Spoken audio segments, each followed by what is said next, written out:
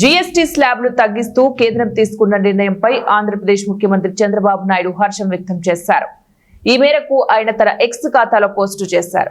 GST స్లాబ్లను మారుస్తూ తీసుకువచ్చిన సంస్కరణల్ని స్వాగతిస్తున్నట్లు తెలిపారు. ఫలితంగా నిత్యావసరాలు, విద్య, ఆరోగ్య రంగం, వ్యవసాయ ఉత్పత్తులకు సంబంధించిన పన్నులు గణనీయంగా తగ్గుతాయని వెల్లడించారు. ఈ నిర్ణయం పేదలకు వరంగా అభివృద్ధి కారకంగా ఉంటుందని చంద్రబాబు పేర్కొన్నారు.